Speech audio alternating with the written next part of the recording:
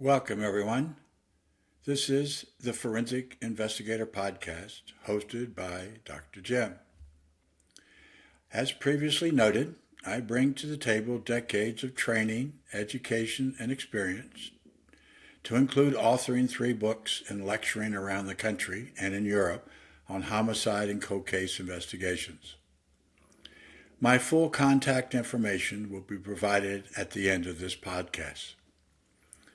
But today, we're going to talk about the crime scene investigation, CSI, and the scientific method.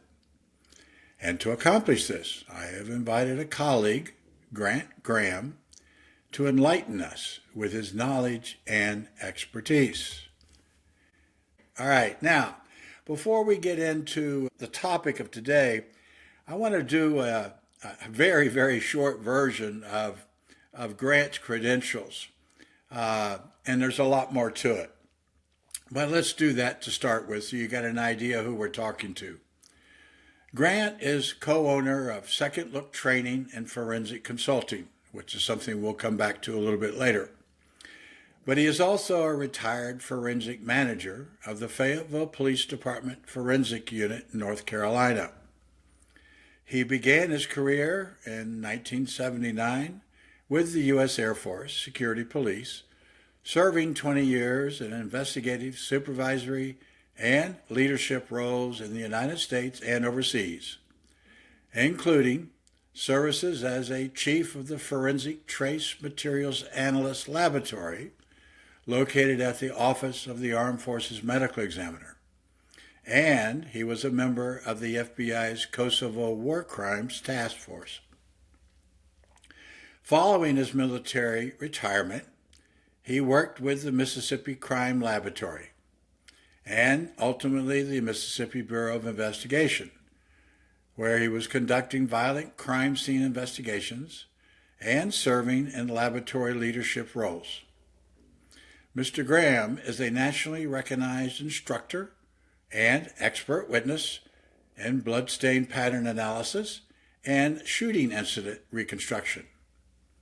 He holds a Master of Forensic Sciences degree, is certified by the International Association of Identification, also known as IAI, and is co-author of the book Staged Crime Scenes, Investigating Suspect Misdirection of the Crime Scene.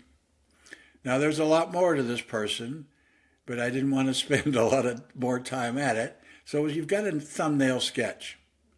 I think the way to start this is to describe to our listeners what is the scientific method. Then how do you apply it to a complex crime scene? Well, thank you, Jim, for inviting me this morning to the Forensic Investigator Podcast. I really appreciate the time and the opportunity to do so. So as you mentioned, what we're going to be talking about this morning is scientific method and how it relates to crime scene investigations. And the scientific method is actually a cornerstone of forensic science, not only for crime scenes, but all the other forensic disciplines as well. And it's a cornerstone because the process of the scientific method ensures that the examinations, the analysis, and ultimately the conclusions that we reach in forensic science are arrived at as the result of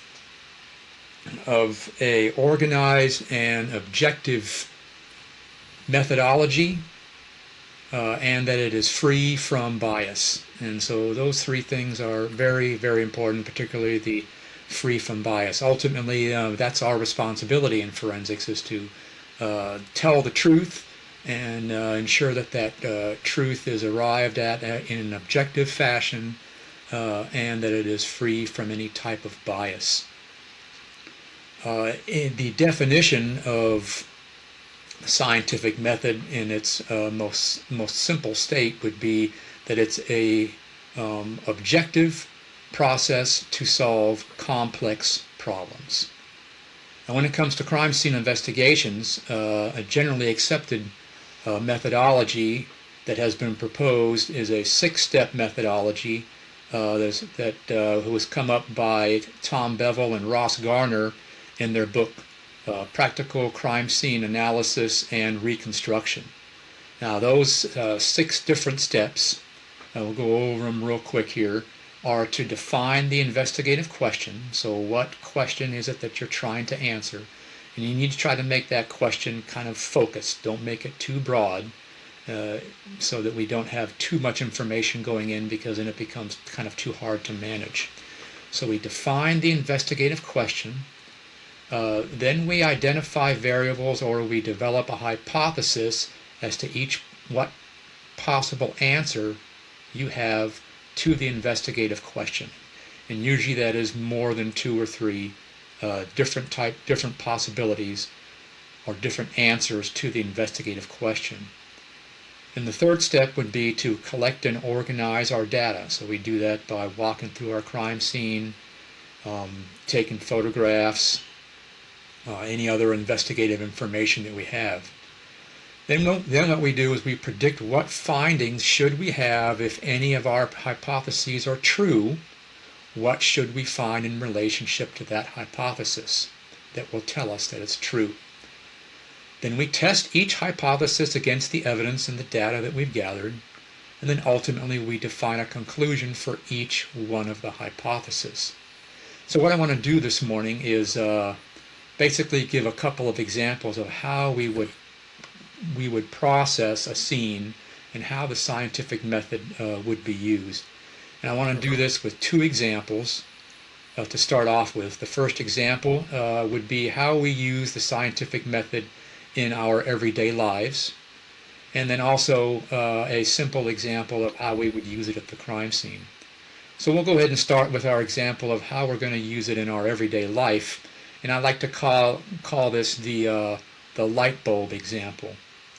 So in everyday life, most of us have run into the situation where we walk into a room and we know where the light switch is in the room. We just flip the light switch without even looking at it, and we flip the light switch and the light doesn't come on. And so now we have to define our investigative question, right? And the investigative question could be, why is the light not turning on? So the next thing we do is we develop our hypothesis, and the hypothesis would be, number 1, that the light is not plugged in. Number 2, that the fuse box has tripped and there's no power to the room that has the light in it. Or number 3, that the light bulb has been damaged and is inoperative. And so the next thing we do, right, is we collect and we organize our data. Normally, what do we do when the light doesn't work? We flip the switch a couple more times, right, to see if it's not working, right? And of course, the light bulb's not going to work. So the next thing we do is we check the plug to see if the light is plugged in. And then the next thing we might do is we might go to the fuse box and look at the fuse box and see if the fuse has tripped. And then the next thing we do is we look at the light bulb, see if the filament is broken out. We might even screw the light bulb in a little bit more to see if it causes it to go on. And we look at the filament to see if it's broken. Right? And so these are our possible hypotheses. The fuse has been switched, the light bulb is broken, or the light is not plugged in. Right? So the next thing we do, right, is we gather that data and we're looking at all those things, and we find, again, like I said, that the light is plugged in, the fuse has not been switched, and we look at the light bulb and we unscrew it, we shake it, and we hear something rattling inside.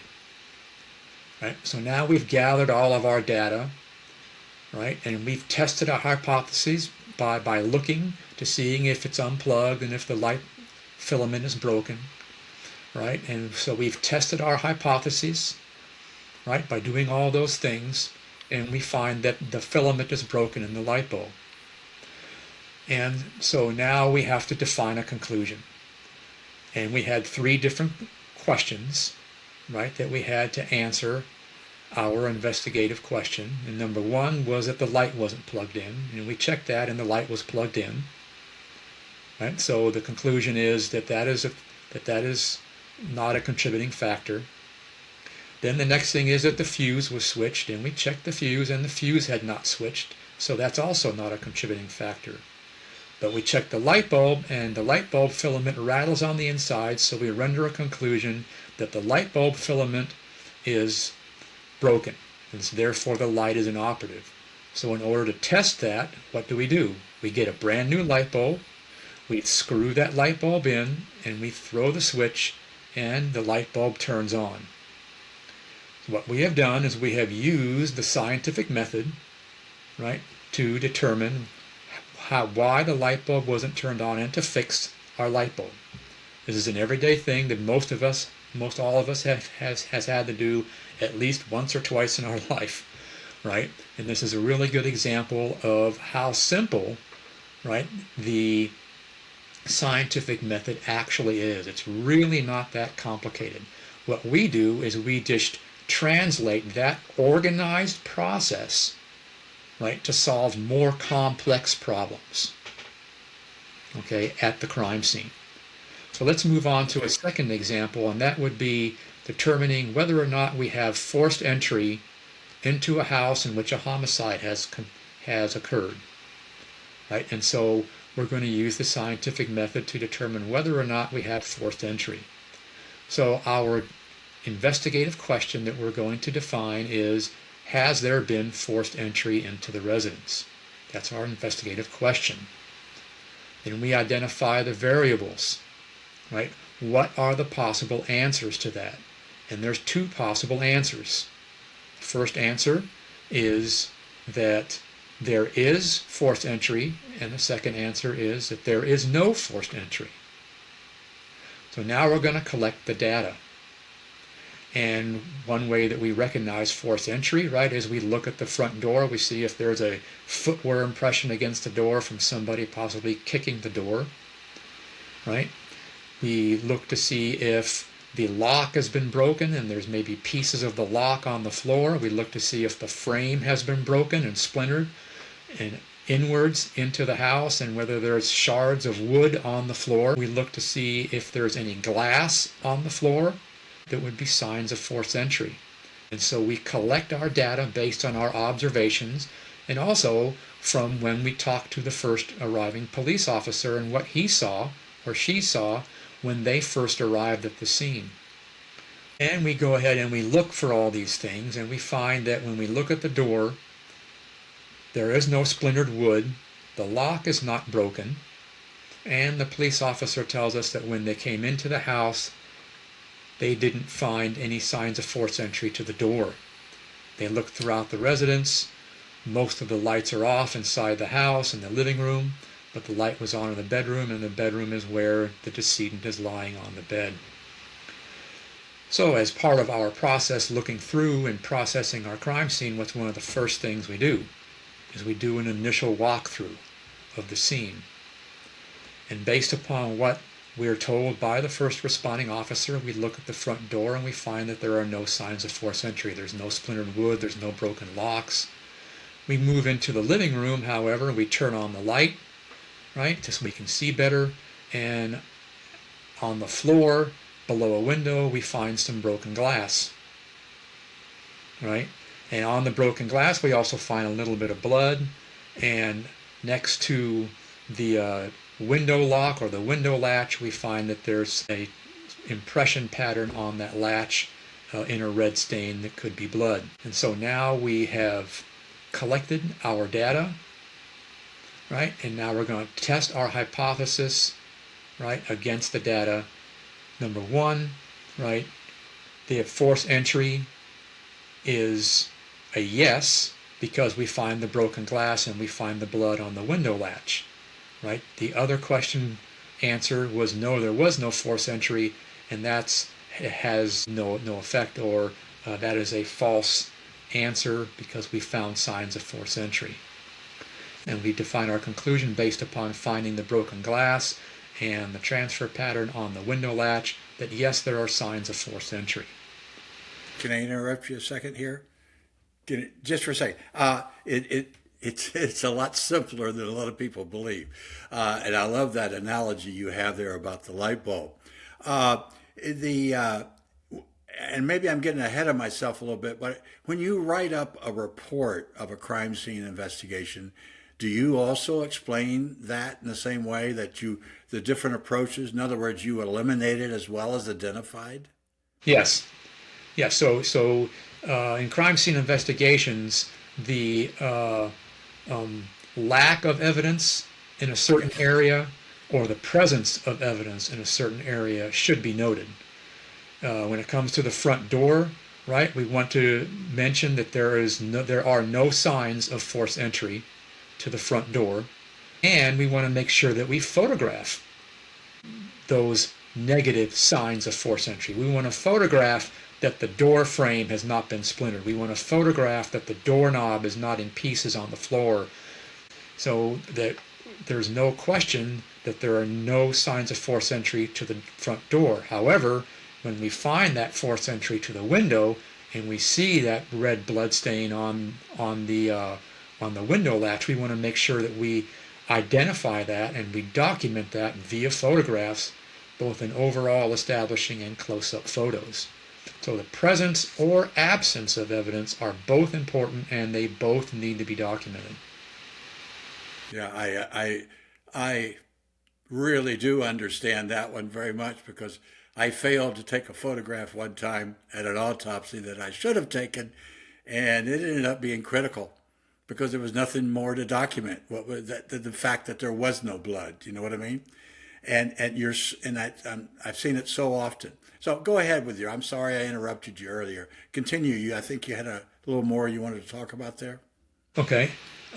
So that's the scientific method, kind of in a nutshell, two simple examples. Now, sometimes when it comes to the scientific method, it is particularly important if we're going to be doing any type of advanced crime scene processing. For example, bloodstain pattern analysis or shooting incident reconstruction. Certainly, definitely need to follow that scientific method, and there's a really good chance that you will have to explain that scientific method and how you utilized it in bloodstain patterns or shooting incident reconstruction when you testify to your exam at trial. Very good chance that you're going to be asked by either the prosecution or the defense about how you processed that scene and why your conclusions show that there was an incident that occurred at a certain place or the shooter was standing at a certain location. And so you have to explain that using that scientific methodology and the definitions and your process. So this is a kind of a good time to talk about when things get a little bit more complicated. You have a very complicated crime scene with a whole lot of evidence. Normally, homicides tend to be a little bit more complicated than a burglary of a house. And so the scientific method itself does not change with the complexity of the scene. Those 6 steps are those 6 steps. What changes is basically the number of investigative questions becomes a whole lot greater. You have many more investigative questions to ask than you do in a more simple type of crime scene. But the scientific method applies to both.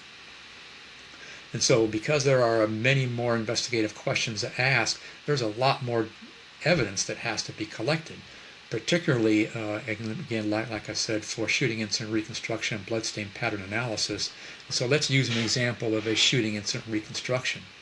When we do a shooting incident reconstruction, part of what we do is we try to determine what the trajectory of the projectile may have been. And so in order to determine that, there's a lot more information that we have to collect. Not only do we have to take the proper types of photographs, but we have to take the proper types of measurements. And our measurements are in 3 dimensions. Now, with the advent of Faro and things like that, those 3-dimensional measurements and all the measurements that we need are a lot easier to get. But if we don't have that Faro, we don't have that kind of a scanner, then we have to do that all manually. There's a lot more measurements that we have to use. Then we have a plus or minus 5 degree of accuracy that is generally accepted in the shooting incident reconstruction type of work. We have to do chemical testing. We're using sodium redizinate test or dithioxamide test for copper. So we're testing for presence of lead. We're testing for presence of copper in the bullet hole. We're taking measurements. We are stringing out trajectories or using rods for trajectories, and we're taking all those measurements. It's a lot more complicated of a process before we render a conclusion of what the trajectory is and where a shooter may have been standing based upon limiting angles and things and items that are in the scene that limit possibilities of positions. So all those things have to be documented, and it's a much more complicated process. However, the method itself, the scientific method and the steps that we use remain the same. The process itself becomes a little bit more complicated. Okay, very good. You mentioned, I think it's a scanner, you called it, or Faro. What was the name you used? Yeah, it's a Faro scanner. There are Yes, other yes. scanners that are out there. A lot of departments now have these three-dimensional laser scanners that scan a crime scene in 360 degrees and takes a whole lot of measurements. I know a Faro system. I'm qualified in the Faro system myself, and if I remember correctly, one single scan can take up to 900,000 point measurements in one scan. And typically a scene requires anywhere from 5, 6, 10, 12, 15, 20 or more scans. So you can imagine how much data there is and how many measurements there are. You can get very, very accurate measurements if you do a scan correctly, a scene scan correctly. And the cost of that? Oh, the cost? Piece of equipment? I think my department bought a Faro Focus S70, and it cost us about $75,000. And then I would expect, correct me if I'm wrong, that as a result of the cost in and of itself, a lot of agencies don't have access to it.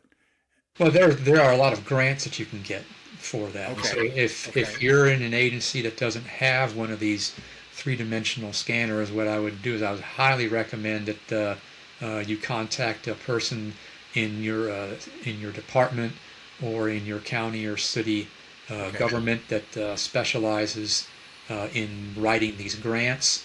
If you go to the Faro website, I know for Faro in particular, because that's what I'm familiar with, the Faro website actually has information about different types of grants that you can get to help pay for that system and for the initial training. Okay, very good. Does any of what you just told me differ when it comes to, say, the detectives in the overall investigation, or should they also be using the same method? The detectives, their job is not necessarily a forensic job. They collect investigative information, and they're the ones that do all that work. However, they should have some sort of an organized process by which they solve that complex problem of their case. And so they will probably not be following that 6-step process that we went over, for forensic crime scene work, but they should have some type of methodology that they're using to organize all their efforts and to come upon an unbiased and objective conclusion on their investigation. I like that, what you said.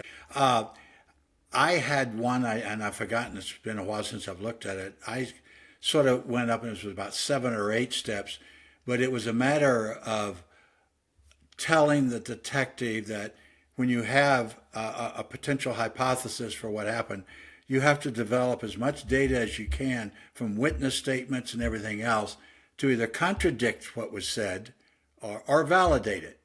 And to me, that was a form of using the scientific method. Am I right? Yeah, and I think you're 100% correct. Like we talked about earlier, the scientific method is basically an organized method to solve complex problems. And so as long as you have that organized method that has been validated, right, and then what you're talking about, getting statements and evidence, that is you're collecting your data, and then you're testing your data against your investigative questions, right? And In other so words, ultimately, when I write my reports, if I state any type of fact or any type of factor that I'm using to render my opinion, I put footnotes next to that information, and then I'll list exactly where that information came from and how I used it to render my conclusions. So if there's no question in my report as to where any piece of information came from, or when I render a conclusion, where that conclusion came from, because it's all lined out in my footnotes. okay, okay, very good. And that supports what you're stating, obviously, in the That's right. testimony and so on. That's right. You're able to go back and show that I'm not the only one saying this. There are others that agree with me on this. Yeah, there are others. There's other forensic analysis. There have been studies done. I mean, whatever it is that I'm talking about, I will list all those references and all the evidence that relates to that opinion. Okay, very good. And to me, this helps eliminate confirmation bias by doing it this way. Yes. I think it also helps keep people on track and not form as tunnel vision as quickly. Yes. There's a lot of things that can be done like this that will save ultimately time and money in the end, because as you know, if they go down the wrong track too long, they're lost. And you got to go back to the beginning and start all over again. Yeah, that's right. And you mentioned tunnel vision. I mean, that is such an important thing to avoid. A lot of investigators get a theory that they like, and it's sometimes hard to avoid that tunnel vision. But you have to remember that what you're doing is you're posing an investigative question, and you have to look at all possible answers for that investigative question, and then look into that possibility through factual information, be it witness statements, be it forensic analysis, be it the autopsy report, whatever it is, that either validates or does not validate, right, that possible answer. And you have to do that for each investigation. And again, whether you're a detective or whether you're a crime scene investigator, it's all kind of the same thing. You have to validate each and every possibility or invalidate it. Okay.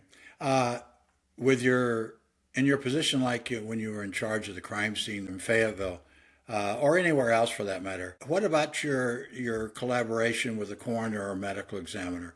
Do you get into any of this? Do they do the same thing at all, or not? They, of course, the forensic pathologists, they use the scientific method in their way, or in basically the same manner that we were talking about.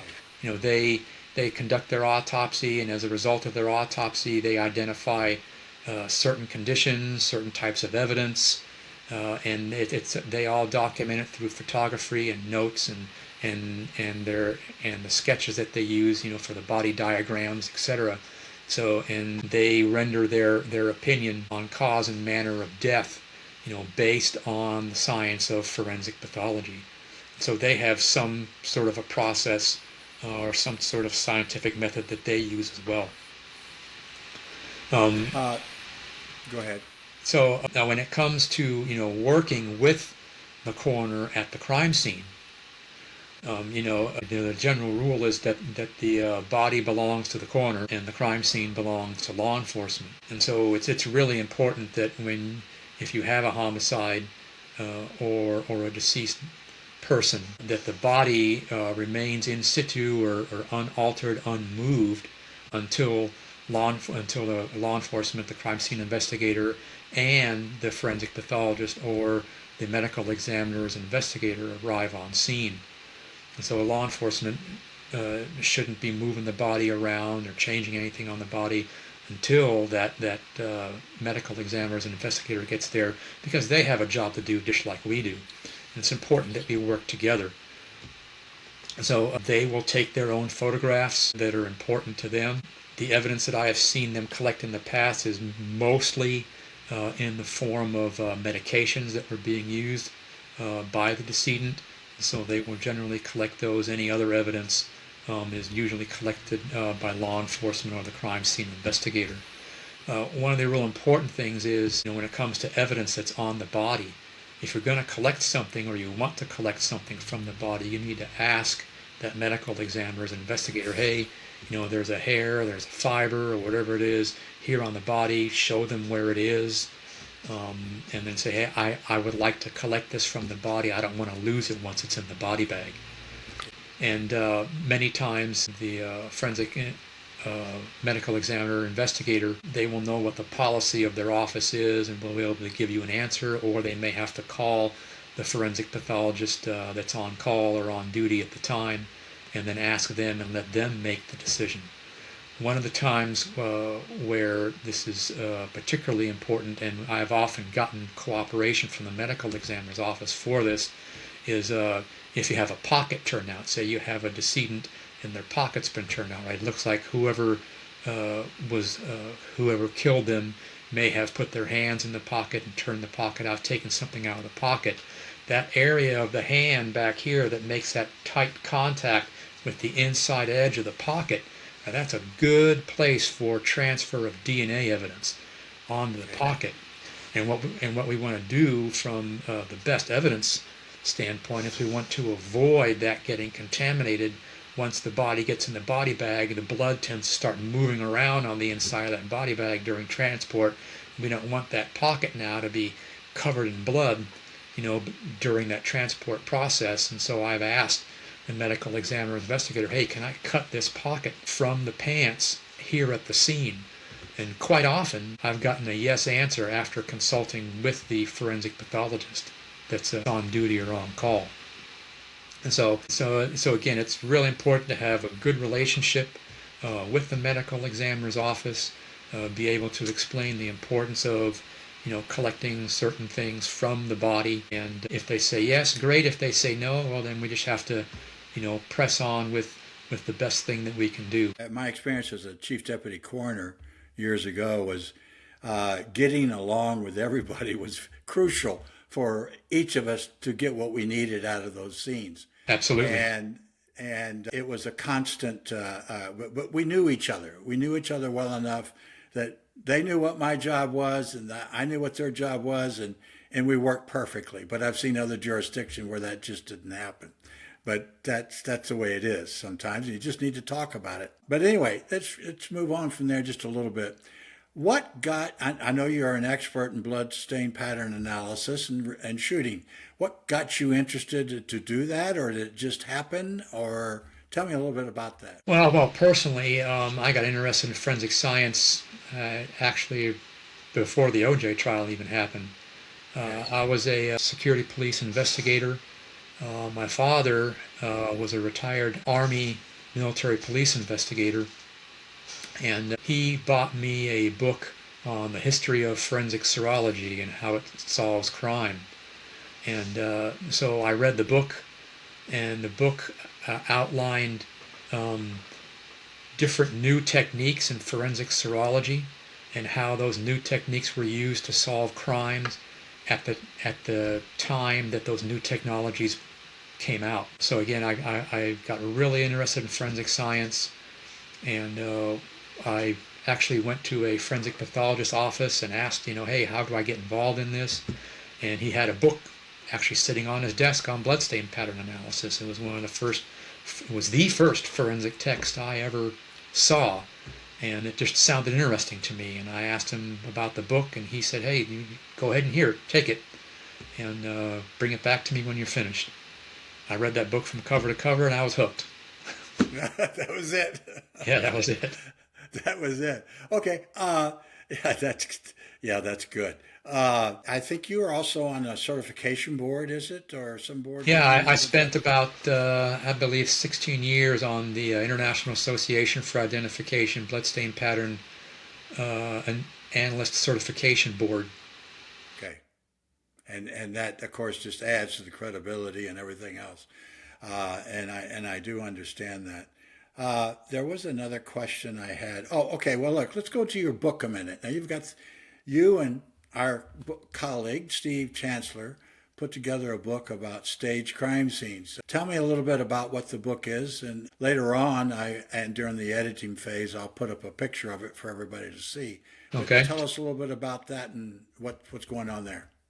So Steve and I worked together in Mississippi. He worked in the northern part of the state, and I worked in the southern part of the state. And we got together and taught a forensic homicide investigations course for the state police. And in the months before then, we had both had a couple of staged homicide scenes, and we were talking about it. And Steve kind of caught on that, hey, both of us were cueing in on the same types of things to identify the staged crime scenes that we had been to. And so we thought that it might be interesting to kind of explore that even further. And so that weekend, while we were getting ready to teach the class, we actually put together a 1 hour lecture on stage crime scenes and presented it during the class. And all the detectives liked it, and so we just kept on pursuing it. Um, and eventually, in 2016, we wrote a book after presenting it at numerous conferences, numerous classes that we taught. People would ask us, have you written a book? Have you written an article about this? And so we decided to do it. Again, it was published in 2016. And what we've done is we've taken stage crime scenes and we've divided them into 3 different categories. We have stage crime scenes that are meant to misdirect. We call that primary staging. So those are where the stager is criminally trying to misdirect the police investigation onto somebody or something else and away from themselves. And we've divided that into 2 different types. Premeditated, where someone premeditates the crime and premeditates how they're going to stage the scene in advance of committing the crime. And then there's ad hoc staging, where it's a spur-of-the-moment decision. Husband and wife have an argument. Husband kills wife in a rage. And now, oh my God, what have I done? I have to do something to keep from going to jail. And so he stages the crime scene to make it look like an accident or to make it look like a burglary gone bad, something like that. The second type of so that's primary staging. The second type of staging is what we call secondary staging, and it's more offender fantasy based, more what you find in staging in serial killers and things like that. It's more offender fantasy based for motive. Whereas the motive in primary staging is self-preservation, to keep from going to jail. The motive in secondary staging is more offender fantasy based type of motive. And then the third type of staging that we talk about is tertiary staging, or innocent scene alterations. And we find this often in autoerotic asphyxia deaths or suicides. We find it a lot. For autoerotic asphyxia example, the wife comes home, finds husband dead of autoerotic asphyxia. She changes the scene to make it look like he had a heart attack or something, to save her husband embarrassment after death, to save her family embarrassment after death. So the motive is not to criminally misdirect, but it's to save face for the family, save face for the decedent. And we find the same kind of motive in some suicides, to save face for the family or save face for the decedent. They'll make a suicide look like something else. And so in the book we talk about various different red flags that are common to stage crime scenes that you can use to help you determine whether or not the scene is staged. We have 10 staged crime scene rules that we use. Like the first one is strangers do not stage crime scenes.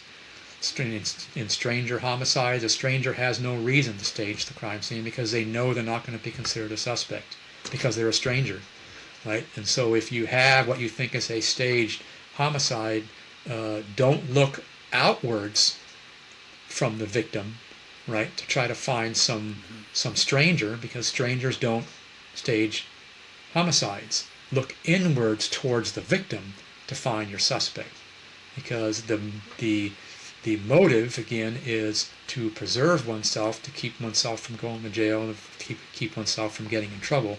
So if you have a staged crime scene, look inwards to your victim, right? Not outwards to some stranger. All right, let me interject just a second. Two things actually. One of them was when you were mentioning behavioral fantasy. I tend to also say that could be something like a signature too, couldn't it? Discovered when we've really started reaching into staged crime scenes and really studying it in depth was that when you're looking at the scene from a secondary staging perspective, one of the things that you're doing is you're looking at offender behaviors, and what you do is you're starting to recognize signature aspects of the offender when you're looking at the scene from this secondary staging perspective. Some of the common things that we look at when it comes to secondary staging or these types of things are depersonalization, where the offender does something that depersonalizes their victim. You quite often see covering the face, putting a pillow over the face or a blanket over the face, sometimes even turning the victim's head away from the offender after death, Yes. right, is a form of depersonalization.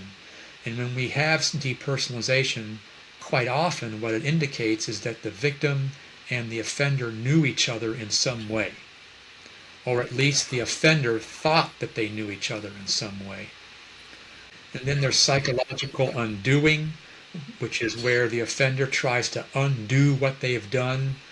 Sometimes we see the offenders redress the victim. We see them tucking the victim in to bed. In child murders, sometimes you'll see the offender place the child in bed, maybe with their favorite stuffed animal or with their favorite blanket, right? And again, this is psychological undoing, and this is another indicator, right, that the victim and suspect knew each other in some way, because would a stranger tuck a child in with their favorite stuffed animal or their favorite blanket? They have no reason to. However, right, the parent who may have killed, or the parent that's the offender in this case, they do have a motive to do that, right? Yeah. Well, that's very true, and I'm going to go into a little more of that later on when I do some psychological stuff with a former FBI profiler. But yes, absolutely. All right, now today, very short. We got a couple of minutes left here. What are you doing today? I know you're doing consulting work. You're doing evaluation of cases. Is that correct? Yeah, so my business partner, Steve Chancellor, and I, we had written the staging or investigating stage crime scenes book. So we decided to put together a business. It's called Second Look. And we started out teaching classes in, of course, stage crime scenes, crime scene investigation, bloodstain patterns, shooting incident reconstruction, homicide investigation, sexual assault investigation. And we have graduated on to also doing consulting. Our company has expanded now to include three other investigators. So now we have 5 investigators, and we do teaching, and we do investigative consulting, particularly on child death investigations, child abuse investigations, sexual assault investigations, forensic investigations when it comes to crime scenes, shooting incident reconstruction, bloodstain pattern analysis, and criminal investigative case reviews. And really, it's surprising by criminal investigative case reviews how much evidence or how much information we can actually get from that and help the attorney that we're working with. Yes, and the police too. Yes, It works absolutely. all the way across the board. All right, our time is up. So I want to thank you very much. This has been very informative. And now I need to go back and look at it and see what else I need to do here. But I'll be back in touch with you on it.